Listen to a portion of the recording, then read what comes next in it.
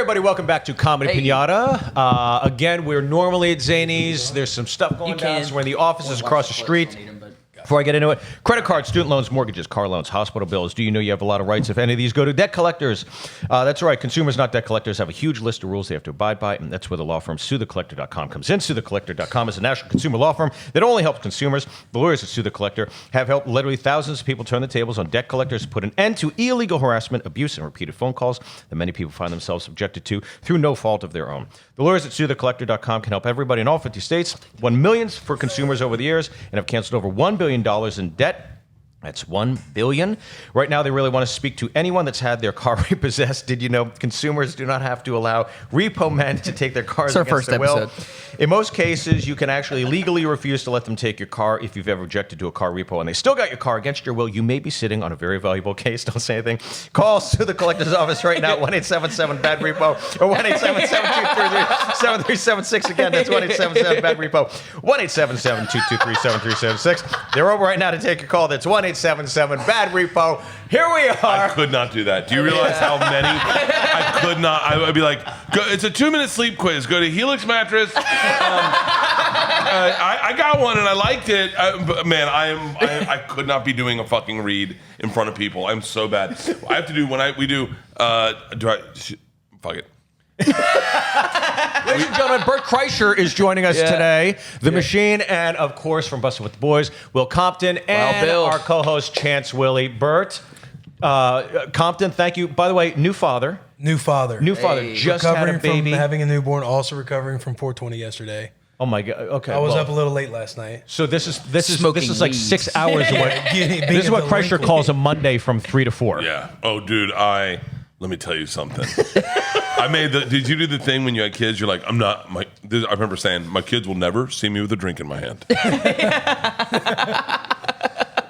How long did that last? Well, you get the kid, and then you're like, well, and I remember the first thing Leanne said was, she can't really see, because I was like, she's not looking at me. Is that why you do gummies in front of them? She can't see, like, from 2 feet from her face. I go, oh, then I can I'll drink until she can start seeing, right? And then all of a sudden, I'm like, can she see yet? She's like, she's 4. She's been seeing for a while. And I was like, What do you think children have like the vision of like a great white shark where they have hold cards up in front of your kids, see if they can call them out. They can't. Bert. They can only see like black and white at first, right? Bert. Yeah. It's like the OJ jury. They can only see black and white. Well, before we get started, I do want to say that we met each other on the Jameson whiskey tour. Oh my God. So I thought I got to get something for Kreischer to say congratulations on everything this last run. We worked together on this Jameson whiskey tour for years. I went 2 years without ever having a drop of whiskey. Yeah. And then after the tour was over, that's when I got into it. And I realized all the fun I was missing out on. We had so much fun on that tour. That was probably like, that was my first experience of kind of what I'm doing now, of like being with friends. Right. Because you never felt like you were working. Like when you're by yourself, I don't need to say this to everyone, but when you're by yourself on the road, it's like, and you don't know the feature and you don't know the host and you're in Des Moines and you do morning radio and the guy's a cunt to you and then you show up at the club and the feature's fucking good, but he wants to bury you and you're like, it's just local references, really big guy. And then, and then you just, it's depressing. But when I got on that Jameson tour, it was like the first experience of like, you're partying with your friends. I mean, everything was great. Ireland was my favorite, without a fucking doubt. I couldn't keep up with, like, I was such a lightweight back then because I couldn't keep. I couldn't keep up with you now. I don't know how anybody. I don't know how I keep up with me. Yeah, I was getting ready for my cardiologist. I was telling you about my cardiologist appointment. By the way, my cardiologist yesterday goes, so we already know we need to quit drinking. She goes, what I want you to do, I want you to go into the lobby of this office right now. I want you to look at those people. Every single one of them partied until we said they had to stop. And I looked at that lobby and it was so sad. And I was like, oh my God. She goes, maybe when you get done your show tomorrow night, when you get off stage, instead of having a drink, do some yoga. I go, who the fuck do you think I am? What do you think? I'm going to be in the corner doing downward dog? And I was like, he's trying to quit drinking. Well, I'm sorry, Bert. I'll have to take that back. But this is, I wanted to bring up one thing. You know, the minute I thought about doing the show with you, this is a perfect example who this guy is. And so when I'm sure, Will, in your industry, there's people you're happy when they have a great season, clocking, hitting bonuses and stuff. Kreischer, obviously, lightning in a bottle right now. And the one thing I remember from the Jameson tour that I just springs to mind every time I think of you is this guy would, whoever the waitress was that was bringing him a drink, whatever. Guys, do you know that it's, what was your name again? Kelly. It's Kelly's birthday tonight. Do you guys know it's Kelly's birthday tonight? It's not Kelly's birthday. He'd get the whole place to tip Kelly. And it was one of those things where you get like buckets or like things and people would shove dollar bills in. And this girl, it became part of his act. And whoever the waitress was or wait staff member was now going home with $300, $400, $500 sometimes. And it was like, that's something like most comics just don't do. They don't take time out of their act to do something really sweet and wonderful for somebody else. It got aggressive though. Towards the end, they were like, "Hey, you're doing the thing, right?" And you'd be like, "Show up at a club," and I'm like, "What?" Like, "Wait, staff raffle, you're doing it, right?" And I was like, "Okay." It turned into the raffle. It turned into this wait staff raffle, right? I'd collect all the money, and then we'd pull a name out of the hat, and then one person would walk away with like $1,500, one of the wait staff. And then towards the end, it got really kind of, I hate to say this, but a little gross because they were like, "Do the fucking raffle. You're doing the fucking raffle," and I was like. I got it. They're like, and we're splitting it. So, but we're going to send her up. She's got a good sob story. And I was like, became a work. And I was like, okay. It wasn't fun anymore. It lost. It was really fun at the beginning. The first girl that won got emotional. And I said, what are you getting emotional for? And she said, I'm pregnant and I can buy the expensive car seat now. And everyone's like, oh my God. Oh my God. And then everyone just starts giving her extra money. I told this on Seguro, so I'm not going to cry. We both started crying on Two Bears the other day. Pussies. But I did one. It was a black dude that won. His name was Kevin. Black dudes are always stoic. And they're like, yeah, you always want like a white chick to win because they cry and it makes it worthwhile. Black dude comes up on stage and he's like, starts crying. What? Yeah. But did that come out wrong? No. I'm just being real. Not for comedy. Not for comedy. No, but Pretty awesome. When a black dude won, his instinct is just he didn't want to show emotion to an audience. Right. And this dude comes up crying, which is no one is reading, and I'm like, "You okay?" And he tries to hold it together, and he's like, and he says, "Is fucking just." By the way, he has $937 in the pot right now. And trying to hold it together is the worst. And he's like, and I was like, "You okay?" And he goes, "Next week's my daughter's 13th birthday." And I was like, "Yeah." And he goes, "I didn't have money to throw her a party. Now I get to be the dad she thinks I am." Woo! Dude, I'm talking waterworks. The whole crowd starts crying, and dudes just start walking up with $100. Here you go. Get your daughter something nice. This dude, and then we go to Pittsburgh, right? Pete, this is Pete's fucking hometown. We go to Pittsburgh, do the waitstaff raffle. Guy comes up and he starts crying. He goes, "My wife has brain cancer, and it's been hard taking care of the kids." And everyone's like, "Holy shit!" They start sobbing, and he goes, "No, you keep your money. I don't need it." And they start walking up. The guy walks with $2,500. I get done. The guy comes into my room and he goes, "I just want to thank you." I said, "Don't mention it." And he goes, "Do you think I could be an actor?" And I went, "What?" He goes, "Yeah, I'm not even fucking married." Yeah.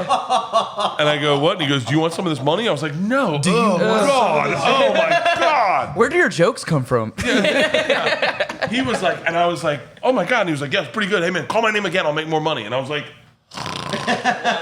"Oh yeah, Christ. But yeah, thank you, Steve. Thank you for the compliment. I appreciate it.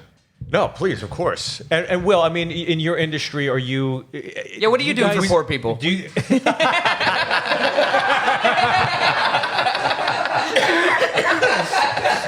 Like when you meet somebody that plays for the USFL, you're like, "Here, take 100 on me."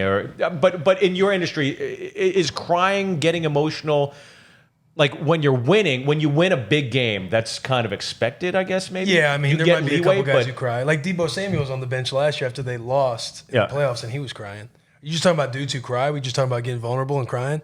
Yeah. Let's all cry today. Please, dude, it's been a long week. I've been in therapy. I've shed a few tears in therapy. But you're just talking like In your profession, I assume like people are just crying and like getting cut in preseason and all that stuff. It's just like, is that something just kind of like? Oh my God, how good would that be on Hard Knocks? It's like, coach wants to talk to you, and the dude just starts crying. No. Yeah, you don't see it like that. If you see dudes cry, it's over like, winning a huge game, or maybe a guy like breaking a record or something. Yeah, like a big loss, or you lose in the playoffs. Yeah, like a big loss in the playoffs, and somebody's just like sad about it. So nobody, you don't have anybody that brings somebody on stage and lies about having cancer and makes a bunch of money and knows that he did that. He's an accomplice with that. No, we just. Could you legally be held responsible for that, Bert? I wish. That guy fucking killed. It was Pittsburgh of all place, and you know what he did? He brought me up on stage on the next show. What's the 412? Yeah, area code shirt, and he goes, "This is for he's still crying on the next show." And I'm like, "Dude, fucking turn it off." wait. What? Here's what I'm always curious about: what percentages of the dudes on the team cheat on their wives? Oh Jesus! Because you remember when I'm saying this, I'm wearing a fucking Lakers jersey. Do you remember when Kobe got caught and then Kobe was like Shaq fucks everybody. Do you remember when he did that? Yeah. And Shaq's like, what the fuck? He's like, he bought her a Pontiac. And Shaq was like, dude. Yeah, what the fuck, Kobe? Yeah. Do you remember when we were on the Jameson tour? Our manager at the time, Judy Brown, she's in the front seat. This is the second week, and we're going somewhere, and you just start talking. You go, Judy, how much do you make a year? And she's like, Bert, will you not ask me anything but that? And I know now. I know now. What do you? Well, a lot more because of you. Now you should ask her. You should fucking ask her. I know how much what Sebastian percentage? makes, too. What percentage? Man, I would say a fair amount. But one thing that Is it 60-40? You're trying to get a number out of me. You guys know stats. 64. I'm Asian. I have to. 60-40. Will's not a stats 70-30. guy. Yeah. Man, if I had to get, like, if I was a betting man, I would bet. Oh no. BetDSI.com. This ain't gonna be good. I would bet north of 50%.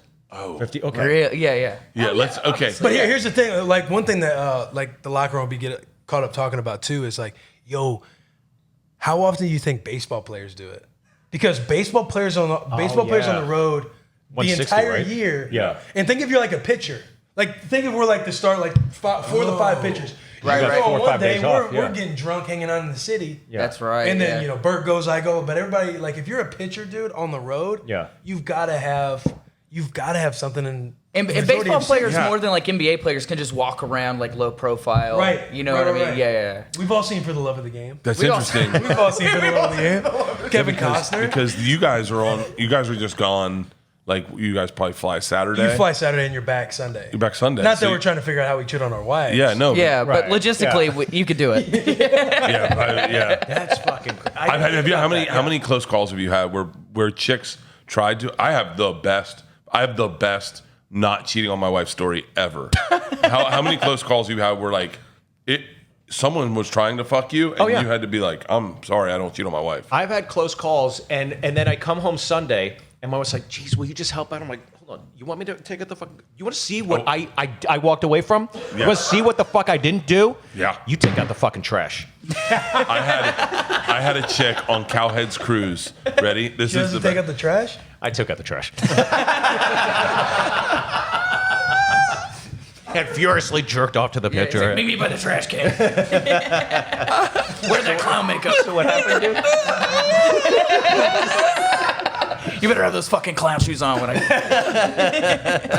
So I was on the Cowhead cruise, right? Our buddy Cowhead, Mike Calta, and it's our first night. And there's this. I mean, so my type is blonde hair, big tits, looks like a stripper, and probably is a stripper. Tatted sleeve. Bert, that's like everybody's type? Yeah, it's everybody's type. Yeah. What am I saying? Raspy You know what I mean? voice. Got a dick on her. Anyway, my type. 2 assholes. 2 assholes. 6 toes. Lazy eye. She's a burn victim. A burn victim, I tell you. She's got one of those horns growing out the side of her head. She's from Chernobyl. She's beautiful, and we're all talking, and she's flirting with me, and Cowhead sees it, and she says, he says something to the effect of Bert's married. She goes, not tonight, he isn't, and everyone laughs, and I was like, tonight I am. She goes, no. She goes, tonight I'm fucking you. And in front of everyone. In front of everyone. And everyone's like, oh, shit. And I was See, like, now you got witnesses. well, now it's like now I definitely can't fuck her. Yeah, I was like, yeah. honey, Now if you you- wanted this to happen, just shut your fucking mouth. Jesus Christ. Yeah, no. Fucking God don't damn. keep it on the DL, woman. Don't you know? Yeah. God, now I gotta kill you. Yeah. So we're on a cruise ship. I throw her off the fucking second balcony. now Dave Williams has to put her into the smoker. Now I gotta go to Home Depot at 3 a.m. Cut to the end of the night. I leave, and she says, I'm going back to his room with him, and everyone starts laughing. We get to the elevator, and I say to her, hey, listen, I really appreciate it. I feel great about the whole flirting thing, but I really am married. She goes, I really am fucking you tonight. Oh. And I said, wait, this is just a bit. I was like, you were like, I was like, No, honey, I I, was like, fucked her as a bit. yeah. I was like, everyone wanted me to. I was riffing. Right? Wasn't it funny? It's funny, right? She gets in the elevator with me, elevator door closes, and I said, hey, for real, I'm actually just going to bed. And she goes, for real, I'm going to your room with you tonight. And I'm like, no one's For around. real, you're going to end up on Dateline. So I go, I'm really married. And she goes, okay, we'll see about that. So we go to my door. no, this is- and I say, hey, listen, this is over. Like, I'm going to bed. And she goes, here's the deal. Go to your room. I'm going to be standing out here. And when you open that door, no one will say anything. I will come in and I will suck your dick. And then we'll fuck. And then I won't say a word to anyone. And I went, okay. And she goes, so go in, make yourself a drink, and I'll be standing right here. Just open that door and it'll happen. I go in my room.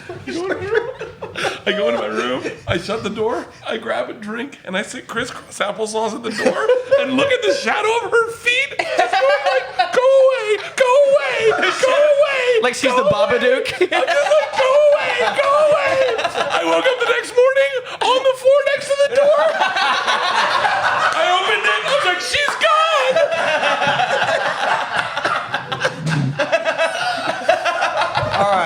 All right, let's get into this. Oh, yeah, I forgot we had to do this. We got to speed round and fit through this shit. God damn it, Bert. Okay. First It's like clip. an Edgar Allan Poe story. Go away. The telltale whore. Bert was haunted by a The blonde Korean telltale water ghost. whore is fucking perfect. Oh, okay. Here's Hey, our what first clip. percentage of comedians? What percentage of comedians? Oh, That's 80? a good question. Yeah. It is rare to see a comic that I cheat on his wife. Yeah. It's very rare. Very rare. Damn, Very that's sad, Steve. fucking rare. That's real sad, Steve. Very rare.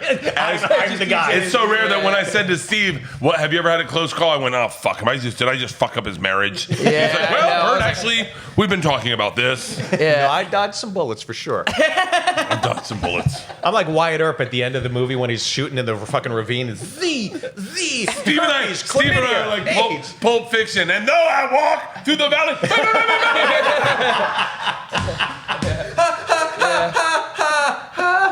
I'm like the first guy in Django, just like pooh, I get blown through the fucking doorway. All right, our first clip.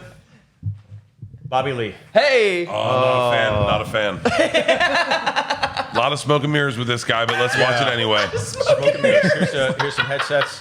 Already Bobby behind the Lee eight ball. is. Oh Jesus Christ. Oh, this is young, this is Mexican Bobby Lee. Oh, Filipino. This is I open up for Carlos Bobby Lee. Oh, no shit.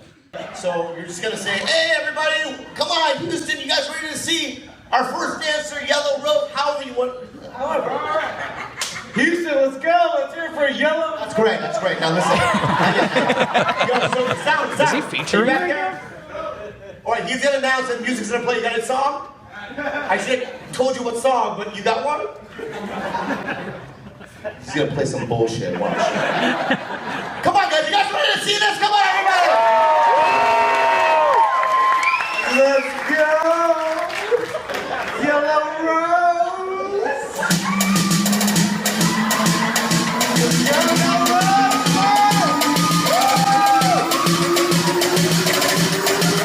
I know where this is going.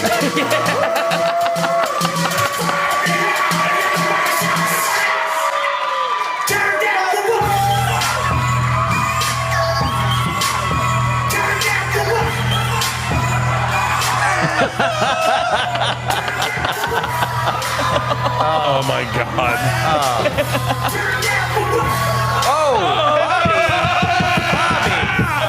the? Bobby! How does he have a manager? How does he? Oh, Bobby. No, Bobby! Oh, Bobby! Bobby! Oh, fuck! Bobby! Fucking. When he puts his hand up like that, he should say, I don't write. Oh, my God. So, Bobby, how do you write your material? You know where I think he started doing this? Do you remember my second hour special? I asked you to come down to be Romeo Horsecock on Sausage Party. Yeah. Something came up, you couldn't do it. Bobby filled in. He did it. He came out, and then he was in his underwear, and after that, he started doing this shit. No way. Yeah. That was, by the way, the most fun we ever had. At the end of Jameson, I would be on stage. Steve would come out, and we would do Sausage Party. Steve would bring people on, and we'd name people. Romeo Horsecock. Romeo Horsecock. My favorite that you. Romeo that I Horsecock. still use to this day. Yeah, Romeo Horsecock. Prison Fuck Toy. Prison Fuck Toy. It's a classic, PFT, yeah. Prison Fuck Toy. There was Vaginal Blood Fart. Was that one? I think he dropped that one. Yeah, I don't know. But we had all these names that we would call them, and then it would murder. I mean, it would bring the fucking house down. And then you were doing your special, and you were like, "Hey, can you do it?" I think I was on the road, and you had Bobby do it. I remember being jealous because Bobby fucking murdered, and I was like, I couldn't have done that well. I couldn't. Bobby's Yes, you could because what always made me laugh when you knew this shit was Bert would come out in cowboy boots. Oh yeah, that's right. Yeah. Oh yeah. It's one thing to be barefoot in your underwear, but to have cowboy boots on Because I and wore underwear. a great pair of fry boots. That's a good flair. A great pair of fry boots. You've lived like 10 lives. Dude. And I could do donkey kicks. You remember I could do donkey kicks? Oh yeah, I was in shape then. I could do donkey kicks. So I'd pop down on my feet and then hands and kick my feet up. I mean, I almost killed a grandma one time. We had her up against the wall, and I was donkey kicking, and Steve's like, "Whoa!" I was getting really close to her head.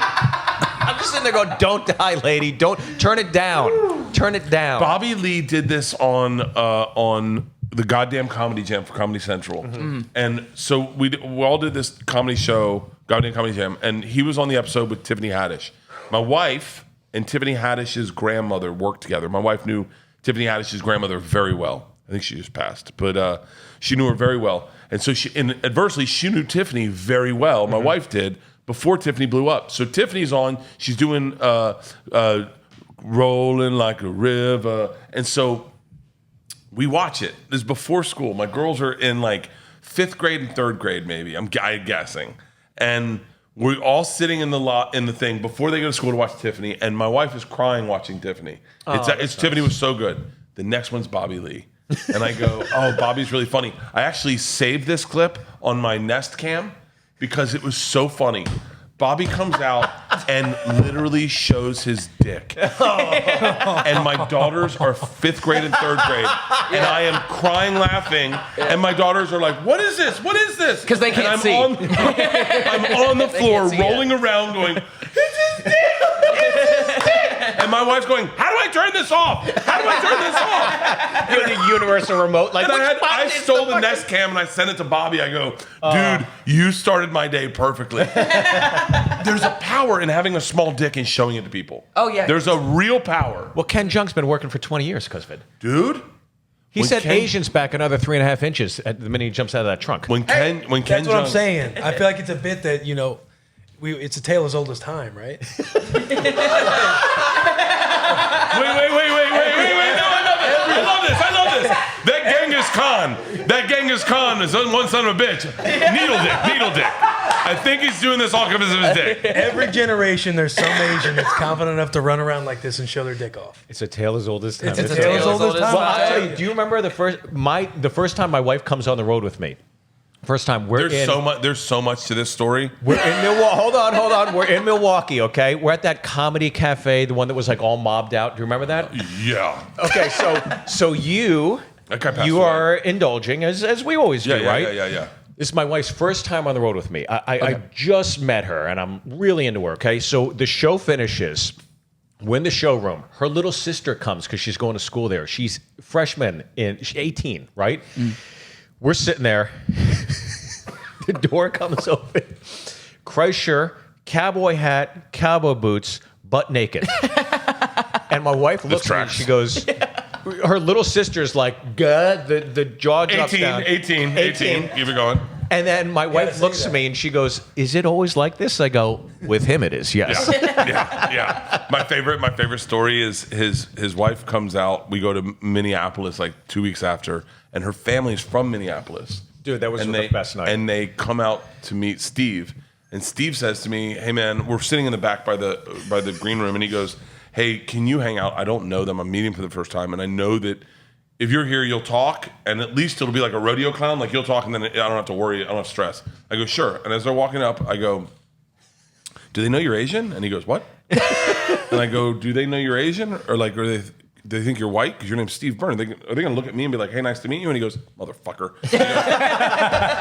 And as they walk up, he just taps him and he goes, my name's Steve Byrne. Those were fucking... But that night, this guy, he turned the whole bar into a carnival. Yeah, and dude, that was the funnest. That was, man, I have so many pictures from that. Because back in the day, I don't even know how comedy works anymore. But like back in the day, if you could get people to stay and drink at the bar, you could make the club another 10 grand, and all of a sudden you were valuable to the club. Yeah, You could do your show, great. If they drank at the show, great. But if you kept them at the bar for another 2 hours, But that was your thing. Time, like Bert would hit thing. bonuses, but he'd always get booked because the club owners loved Bert because their alcohol sales would go through the fucking roof. I remember in Philly, we couldn't start the show on Saturday night because they were out of alcohol. They were like, we're waiting for our people to show up. And I was like, are you being serious? And he's like, we can't start the show. We have no beer. All we have is schnapps. And I'm like, okay, so we had to post the show an hour back. People were waiting for their drinks. No one had beer. That was my thing. In Tampa, they drank us because we would go. I remember Joe Flacco came to that show, and I got Joe Flacco behind the bar. I was like, "You're the bartender. We're gonna fucking move a ton of booze." And Joe Flacco's behind the bar. What do you guys want? And they're like, "It's a Super Bowl champion, Joe Flacco." I mean, we would drink these clubs out of booze. And then they'd be like, well, you got to bring Bert back. And then you can negotiate a higher price because you're like, by the way, I'm not to get too into the weeds, but like, then you start going into these fucking big venues and you go, hey, man, I want to cut of the fucking alcohol. And that's where you make real money. Shit, you get the Kid Rock deal where you go, yeah. I know that. But I want what are our bar sales? So then me and Steve, I would set up gambling events. We get to the end of the show, do the dance. Everyone, you have a good time. Me and Steve are going to be drinking at the bar. Everyone else was a bore to drink with on that tour, except for Billy. We had a week of him drinking, and then he went sober. And so we're like, we're going to be at the bar. We're going to be partying. And if anyone likes a game of chance, Steve and I have created a game of chance. Bert created a game of chance, and I was there to facilitate this game of chance. But a game of chances, by the way. Remember this one? Dude! Wait, hold on. What? You can find this online. So we're in Chicago. By the way, these are working like gangbusters. You're talking about 300 people in a bar drinking like crazy, and everyone's gambling. It was $5 buy-ins for usually $5 buy-ins, $1 rebuys, right? So all of a sudden the pot's at like $700, and dudes are like legit putting in a dollar to win $700. So we go to Chicago. I just bought a video camera, had a microphone. I flip the microphone around so that Steve's videotaping, but he's commentating. And I say to everyone, we're gonna do the Iron Cross out there with pints of beer. Hold pints of beer out like this. First one to drop. Last one standing gets the pot. $20 buy-ins. We have about 40 dudes buy in. Yeah. We've got a huge fucking pot, and it's on. And it lasted, I'm not even joking. There was I'm thinking we're going to run out of battery because I'm like, this has gone on so long. But Christ, God. 15 minutes later, it's me and this dude, and the whole bar is cheering for this dude, and he is trembling, and I'm like, you can't fucking beat me! And Steve's commentating the whole thing. The whole bar is around. You can't fucking beat me! He drops. I look at Steve, I keep him up, I go, I'm the fucking machine! Fill one beer, fill the other beer. What the kids didn't know is the only exercise I did were these. The butterflies. The only thing I ever did. Front row, side row, and turnouts. That's all I With the 5-pound dumbbell, yeah. Dude, the 2.5s. We would, and these bars would be I remember and the managers are like, dude, this is amazing. The greatest. It was, and I would do that everywhere I went because it was. I remember David Tell. I did the Laugh Stop, and Dave goes, "How was your weekend?" And it was the first time I felt like a real comic. I said, "Good," and he goes, I said, "I had good sets," and he goes, "How are your bar sales?" And I went, "What do you mean?" And he goes, "Let me tell you something, Bert. You can't always trust that the club manager is going to have a good taste in comedy. What you can trust is at the end of the week he's going to look at his bar sales, and if they're higher than other people, you're coming back." And I went, I took that and put it above my bed, above my banner. I was like, they will be drinking. Holy shit. I remember I went to Miami and the Zo Pound, which was a Haitian gang, came out, and they brought. I had met them on radio. Can you just bookmark this 1 second? Before we go on the Jameson tour, they sent us a case of Jameson, right? Oh, yeah. This is 2 weeks before the very first. We get in the van, we're going to the first show, and I was like, how cool is that? They sent us a case. I was like, and Gardell's like, have you opened it? I haven't touched one. Kreischer gets on, he goes, anybody else finish their case of Jameson yet? I was like, what the fuck? Anybody else finish their case? I finished it the first week we got it. I was done with it. And I was like, do we get them every week? And they're like, yeah. So go back to your They story. just drop one in the next town. I had Miami was a rough town for me because it was it's a chaos room. This would have murdered in Miami. Oh, yeah. I remember V-shaped. I remember I was bombing so hard. Steve Trevino was opening for me, and I was bombing so hard that on my early show Saturday, I just go, fuck it. I go, I don't feel like you guys all speak English. I was like, I feel like I'm talking to people that don't understand what I'm actually saying. And I said, sir, can you come up here and translate? And I brought this Cuban guy up. And I go, and black dude, can you come up here and translate? I go, these are, like, I'm saying good jokes, and no one's understanding them. So I'll say them, and then you translate them to your people, and then we're going to have a good time. I said, so I was talking to this woman, and this Cuban guy goes, this black guy goes, man, can a player get some conversation? And the fucking place goes nuts. I pull a table up, I get a bottle of tequila, I go, we're doing my whole act together. We sat and drank, and I did my whole act. You know what a woman likes when you go down on her? And is like, and then I was so murderous. The Cuban guy and this black guy were so fucking funny. I go, when you put your lips around her, and he goes, no. You know what a bitch likes when you go down on her? I go, that you don't call her a bitch? He goes, no, that's not it. It was so I got the Zo Pound, which was the Haitian Mafia. I met them doing radio, DJ Laz's show. They were coming in to promote something, and I had just seen them on History Channel's Ganglands. And I was like, wait, Zo Pound. I go, are you guys the Zo Pound, the Haitian Mafia? And they're like, yeah, and we're on radio. I go, oh, that's so cool. Do you guys want to come to my show tonight? And they're like, okay. And all I did were Haitian jokes. That was it. And they got up on stage with me, but a bottle of tequila, and they're like, he's finishing this shit tonight. And I drank a bottle of tequila on stage with a fucking gang. Little do they know. That it wasn't my first run-in with organized crime. Guys, this is kind of my thing. This ain't my first rodeo. Yeah. All right, let's watch clip number. Should we go to 2 or 3? Because I know he's. Let's go to 4. Okay, we're jumping ahead here. Here's our 4th clip. Here we go. This is. Oh yeah. Seminar. Yeah. Okay, we're going to watch some. Okay. Seminar. Here we go. Let's watch Seminar.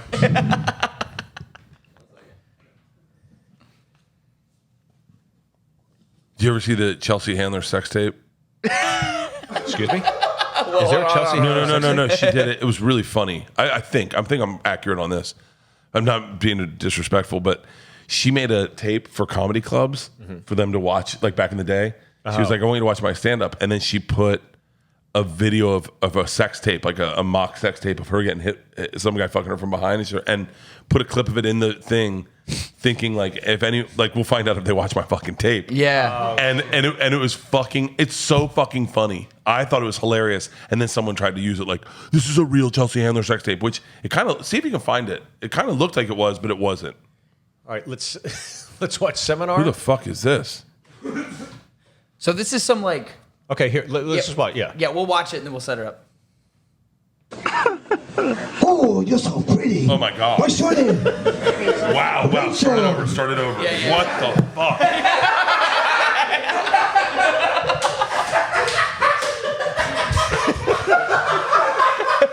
His name is Steve Byrne. That is, wow. Yeah, Bobby Lee looks like shit now. Yeah.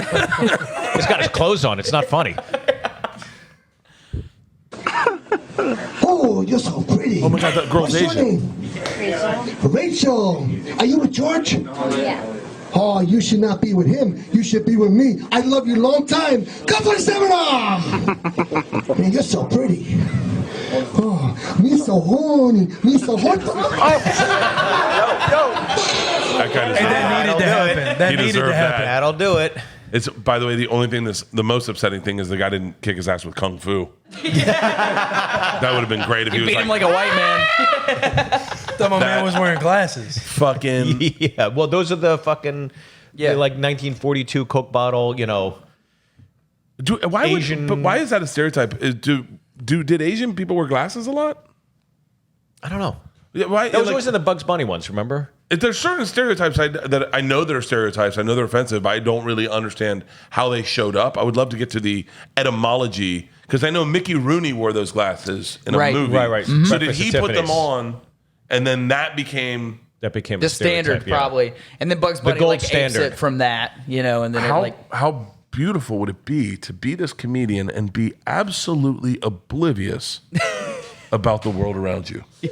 I mean, he has no clue. no. I mean, look Yeah. at that shot. Just that shot right there. Yeah. How you know not to bail after that? the zen he feels, God bless Rachel. Like he's allowing almost- the first part of that joke and going like, he'll pivot. But he doubled down. Doubled you down. would think that when the Asian thing, you'd be like, oh shit, there's Asian. Maybe, oh fuck, I should. But he's like, no, we're going all in, Double down. motherfuckers. He didn't just do the accent.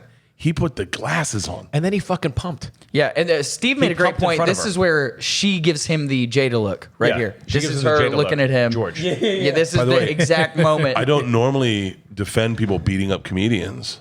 Yeah, This is the I one. know. This actually kind of, It it's kind like, of feels. you Yeah, kind of go like, why didn't you do it sooner? yeah. Yeah. Well, what is this guy? I would have loved to have been in the green room, be in his opening act, and he's like, did you fucking see that? And you're like, oh yeah, we all saw it. I think someone was videotaping it. Yeah. And he's like, I mean, that fucking. I mean, think if you're in Miami and you just go blackface. Yeah. You say, hey, we're going to bring you guys up on the stage. And But you then just you're go like, black. no, I'm just Dominican though, guys. Guys, yeah. That is so. Can I see it again? Yeah. I mean, They've shown it every I think fucking he yells episode louder. since we I put it think- in. So yeah, we're gonna see it every episode. Just imagine he's the MC on a showcase, and this is like how the night starts. Like this is your jumping off point. Oh, you're so pretty. What's your name? Rachel. poor Rachel. Are you with Breaks my George? Yeah. Oh, you should not be with him. You should be with me. I love you long time. Come for the seminar. See, You're there's so the look. pretty. Oh, me so horny. Me so horny. George.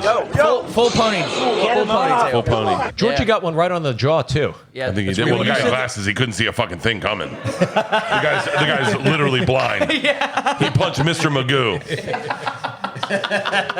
Mr. McGill. I mean, that is insane. I might need to see that every day. I mean, when that Will Smith thing came out, did you break? I was in a green room and we watched that thing fucking at least 30 times. Rewind. We thought it was fake at first, Right, and right, then right. then the minute I realized, no, Chris would have killer lines, and then you scrub back and then you see him go, well, I could, and he bites his lip. And then he goes into the documentary. We're all here to, see the thing. That's when I was like, oh, this is all real. Because it took a second.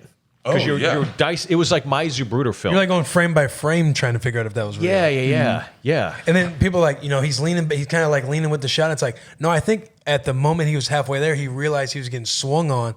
Because Yeah. if you're standing up there telling jokes and doing a bit, Will laughed at the joke first. Exactly, yeah. And you're thinking Will's coming up. Oh, what's Will going to do? He's going to come up here and do the joke with me. Like, how are we going to play off each other here? And then all of a sudden you get Muhammad Ali. you get bitch slapped. Did you see Tyson beat that guy up on the plane? Dude. Yes. Just watched that on That's the what we porch. were talking about earlier. Yeah. But he was like heckling Tyson or something, right? Why the fuck would you heckle Tyson? Compton, You got what's it? the I think scoop on this? Compton's got the was, scoop. he was like out of his mind. He was like, whether drunk, on drugs, whatever, just Yeah. heckling Tyson.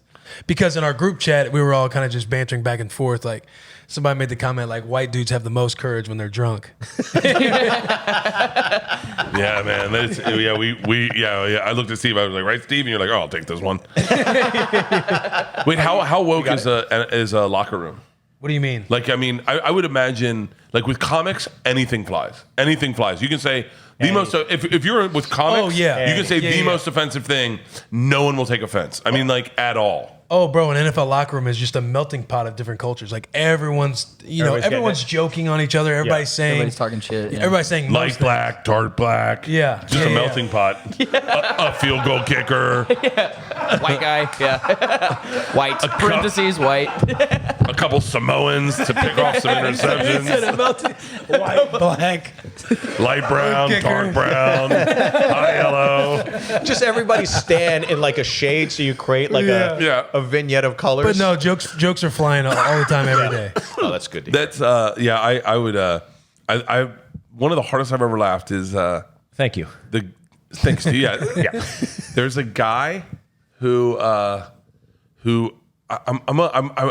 think he's famous, and I apologize. I'm afraid to say his name because I don't know it.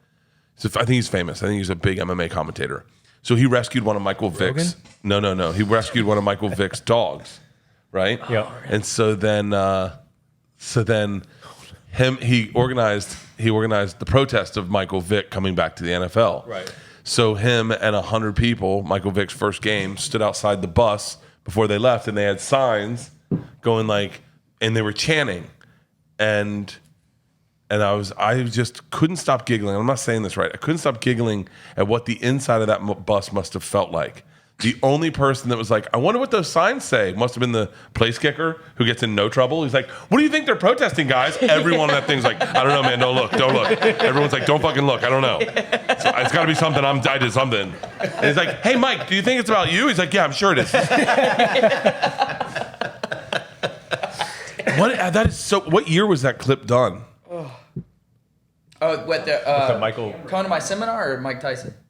No, the seminar. I think that's old. That's got to be at least 8 or 10 years old. Well, it's got to be when the guy's recording on a cell phone. So it's like probably, at least 2010. I remember a dude we both know who had a joke about, and he would do the Asian accent. He was like, yeah, I'm not even going to say it because I don't want to get the guy in trouble because I know it's like, but I remember him doing it and me pulling him aside and being like, hey man, you definitely can't do that. And he was like, what do you mean? It gets laughs. And I go, yeah, but you just please don't do that. Don't ever do that again. But people have had to say that to me because you'll have a joke, and if it gets a laugh, in a weird way, you disconnect, and you're like, great, we got one. All right, keep going. And then you do it, and you don't realize how aggressive. I had a joke that I thought was really funny. Yeah. About if it's funny that if you go on a date with someone, you go out to the movies, you go dancing, you have drinks, you go to dinner. It's none of the shit you do when you're married. It's almost like if you're shopping for a car and you go and you put your dick in the gas tank, you're like, it fits, I'll take it. And you go, if you want to find out if you're compatible with a couple, you and her should go out one day, first date, adopt a dog, take it out to the woods, then murder that dog. If you can drive home together and not fight, then you're meant to be together. And I didn't realize how many people do not like the idea of a couple killing a dog. Like, you would be shocked. You'd be shocked. Everyone disliked the idea of murdering an animal, and I just was like, Bert's the biggest comic in China. Yeah, but you don't even realize it's bad because you go, it gets a laugh, and they're like, no, that's a groan. You're like, groans are the same. Comedy adjacent, right? Yeah, that's one where you just got to know your audience, right? They must have been like a room full of white people. And like white people cry over dead animals more than I feel like any race, right? Yeah, well, I think white people definitely more than humans dying. Don't get fucking my family started. My girls, it's animals first, then people. Really? Oh, my daughters? Oh, bro, are you fucking kidding me? Yeah, it's like the UFC organizer. It's like, dude, you watch guys fight each other in cages, like, but dogs can't do it. You know what I mean? Probably a white guy, right? Yeah. Probably that's white guy energy. Yeah, I've never seen have you guys ever seen a dog fight? Never. No, but I've heard like a couple teammates talk about dog fighting. And it's super uncomfortable. It's super uncomfortable, especially when you're around someone who green lights it, and they're like, "Hey, nothing but a dog fight." And you're like, "Yeah, you're gonna sit there like, oh fuck, am I a bitch, dude?" Yeah, like I could. Hey, am I a pussy? What's wrong with me that I couldn't watch a dog fight? Yeah, I know. Well, it's a cultural experience, you know. I'm go to the place, go to the place, kick her head. It's fucked up, right? Like, well, let's watch this Tyson clip here. The place kicker. This is George talking to Mike Tyson, bro. This shit crazy, bro. Mike Tyson. Is that Rocky Dale Davis? No, got lit, man. He over here rapping with Tyson. Oh my Mike God. Tyson trying to give us some shrooms. Oh, he's right. You're right. He's trying to give him shrooms. You don't know how to act. Tyson looking out, man. This shit crazy as fuck. You should have never gave you his money. What did he say? They should have never gave you N-words money. It's the Chappelle Show thing. JetBlue, mid flight. Oh, this after he got his beat ass up by beat? Mike Tyson. Turn that way. Yeah, he got fucked up. Just trying to ask for an autograph, man. No. Right here. Oh. Hey, Mike, come on. Let's go. Hey, Mike, come on. Like, subscribe. Animal compilation. I got on a flight one time. Galaxy I got on a brain. flight from Edmonton to Phoenix, and I was fucking wasted. And it's 8 in the morning. But don't you need? You need. Yeah. we've I know traveled. you've seen it. You've seen it. You've seen it. The first time I ever traveled with Steve, we got in the car and I had a 12-pack of Heineken, and I killed about 8 of them on the ride to the airport. It was a long ride to the airport. And my wife was with us, and she goes, "Is this normal?" I go, "Yeah, Yeah. it is. You're starting to see what it's like." And so I'm wasted, right? I'm wasted, and I probably didn't sleep the night before. Bar opens at like 6 in Edmonton. I get there early, have a bunch of cocktails. I have a steel, it's a Rimowa travel case, steel. I go to get on, and as I walk onto the airplane, and there's a weird energy.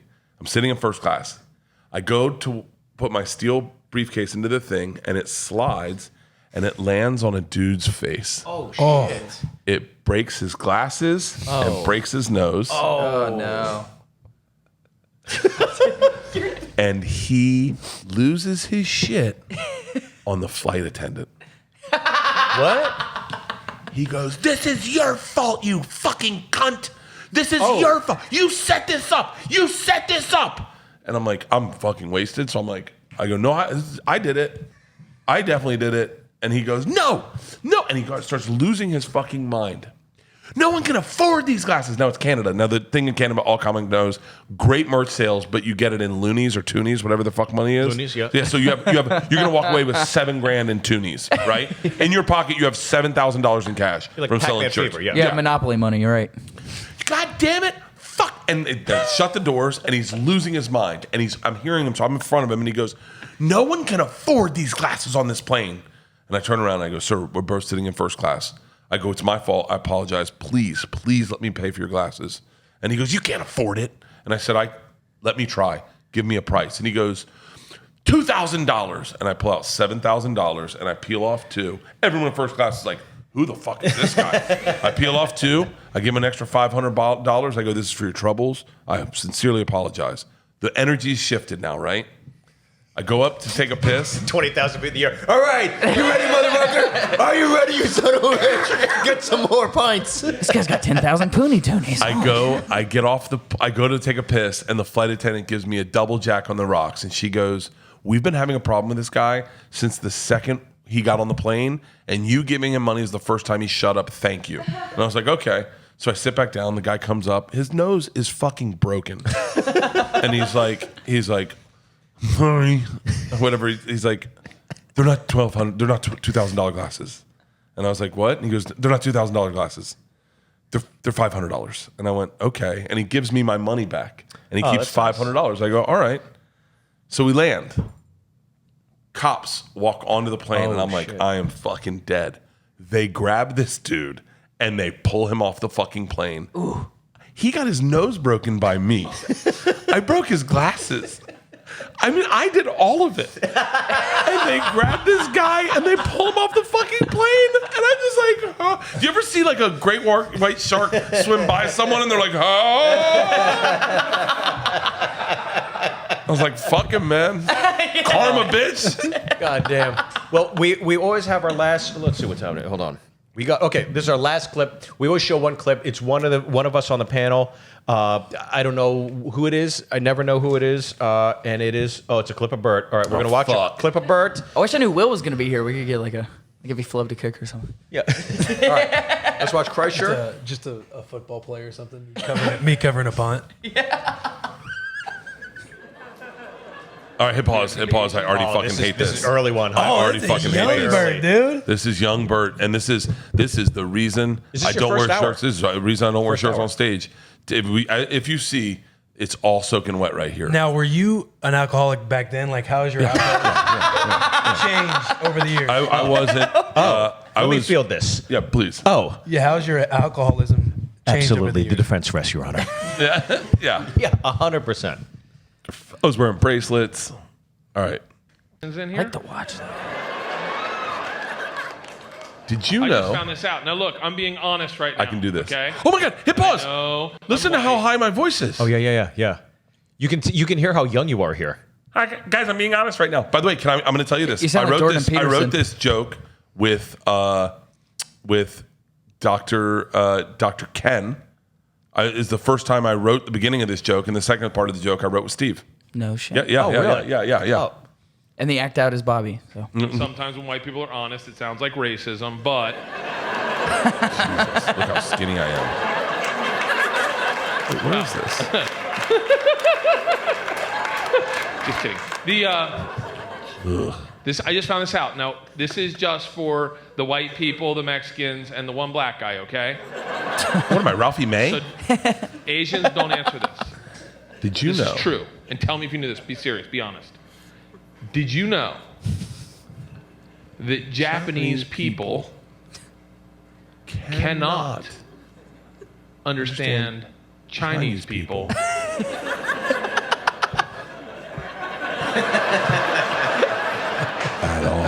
At all. Did you know that? You knew that? I didn't know that. I swear to you, I swear on my children, I thought it was a little bit like Italian and Spanish, you know, like pantalones, pantaloni.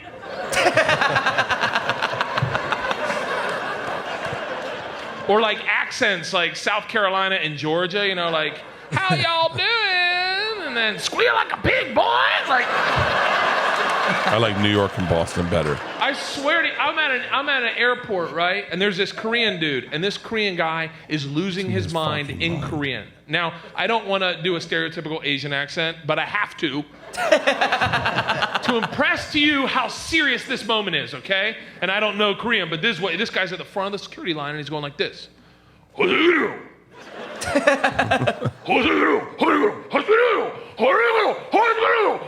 Now, let me tell you something.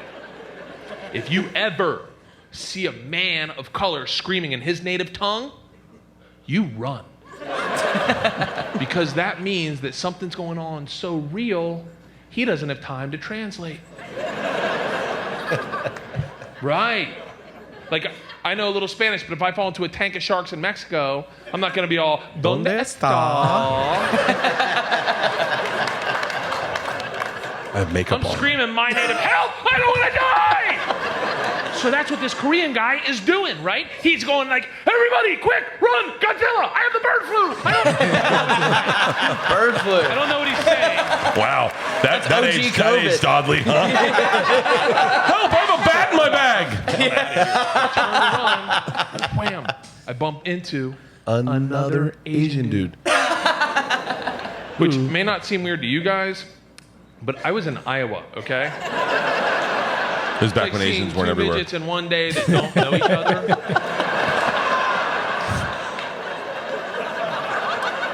This doesn't happen. I'm being serious.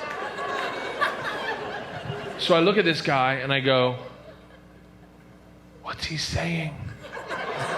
And very politely, like I'm sure you've been in this situation, he goes, oh, gee, I don't know. Because I'm not Korean!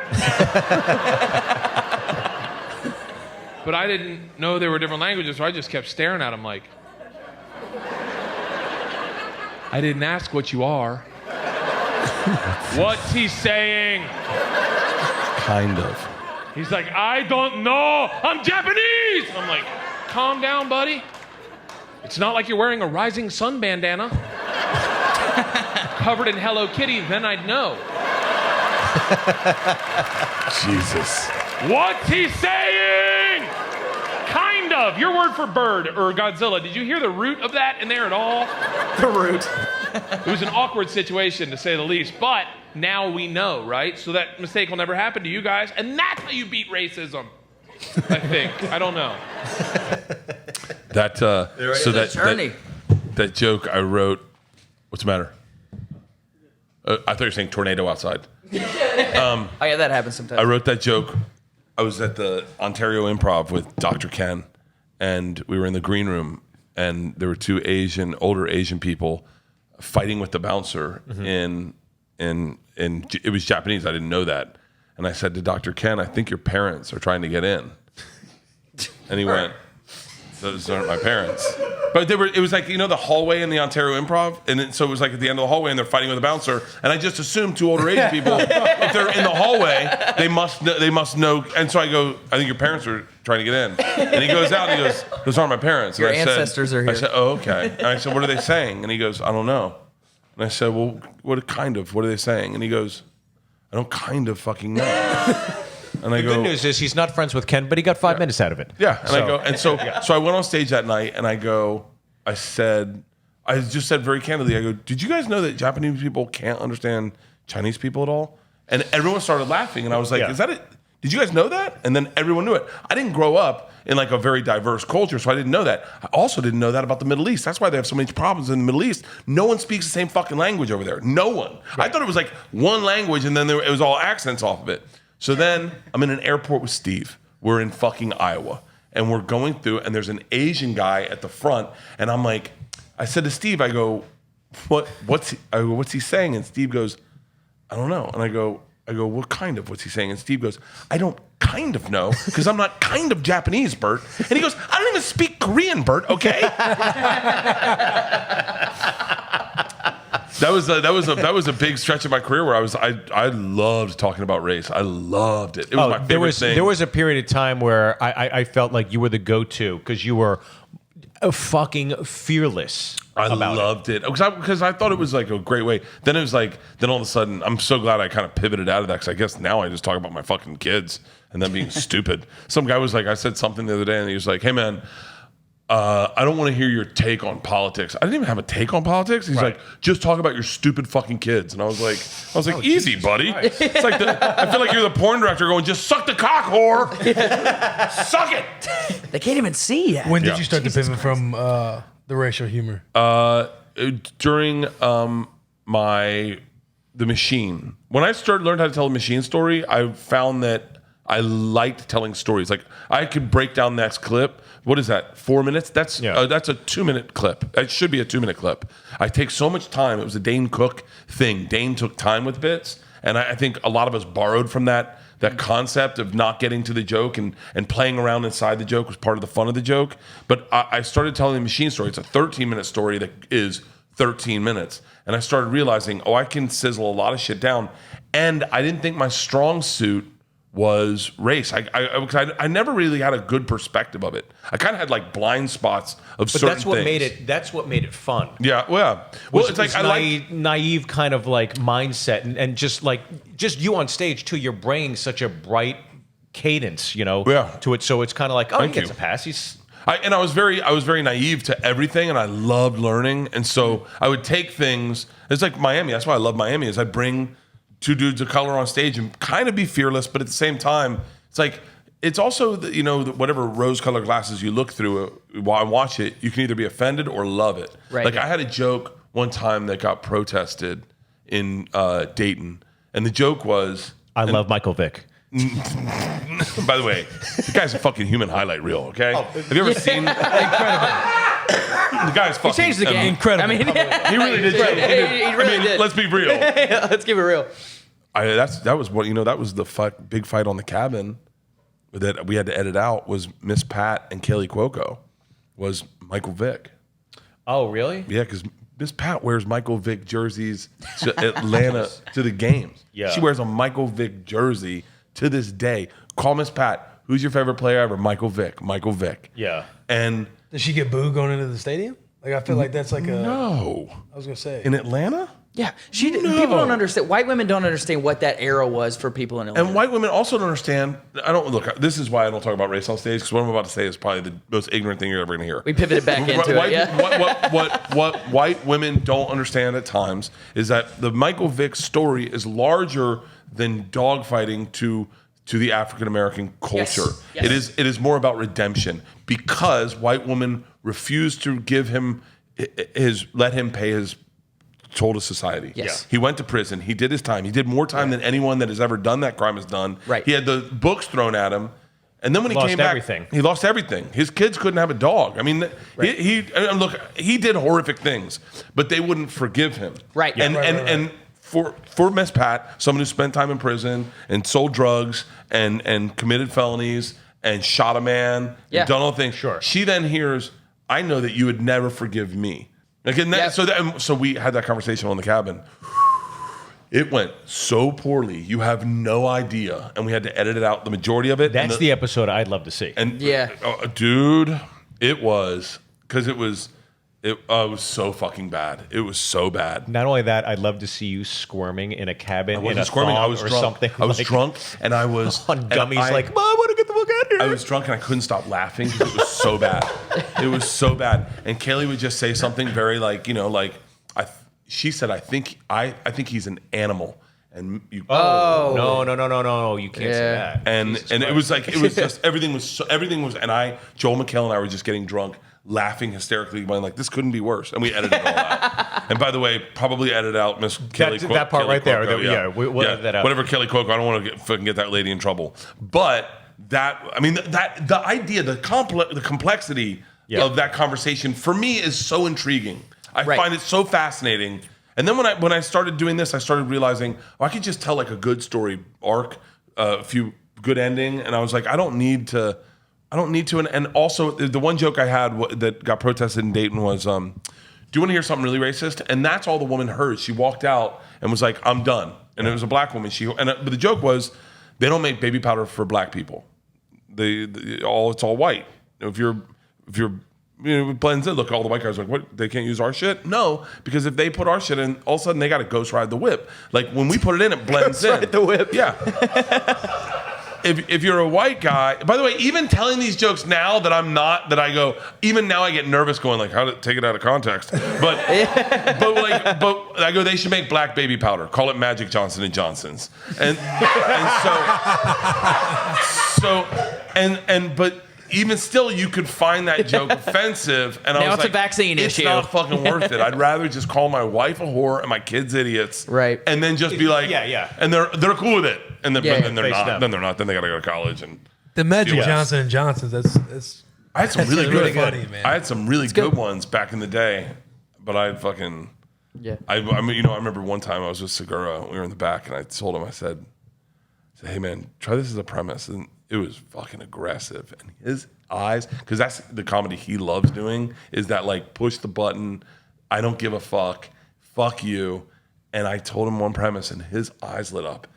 And he got into he goes, can I use that? And I went, yeah. And he went on stage like a baby with a brand new toy. Yeah. And he's so masterful because he does not give a fuck. Yeah. He does. If he upsets you, that makes him happy. I loved when he said the alopecia joke the night of the Will Smith thing. Yeah. He's my business partner, and he fucking burns it to the ground every chance he gets. He told Louisiana that they were garbage people and they should build a wall around them to keep them away from us. And then he sold 2 arenas in Louisiana. And they love it. They love it. They love it. It's like they fucking love the torture. And we were like, well, whatever. I get nervous. I don't like playing with a fire like that. That's why when I watch a clip like this, first of all, I go, I'm wearing makeup. I'm wearing a shirt. I'm sweating. Like all the things that reek, my voice is high. Right. I'm taking way too long with the bit. Get to the fucking bit. But you're wearing black. As soon as I take my shirt off, I don't sweat on stage. That's great. Well, there you go. Well, look, Kreischer, thank you so much. It's been a blast. Thank you so much. Congratulations. Keep crushing it. Will, thank you so much, buddy. Catch them on Bustin' with the Boys. Chance, the crew. Thank you guys very much. Comedy Pinata. Subscribe, rate, review, all that good stuff. Thank you, boys, very much. Thank you. All right.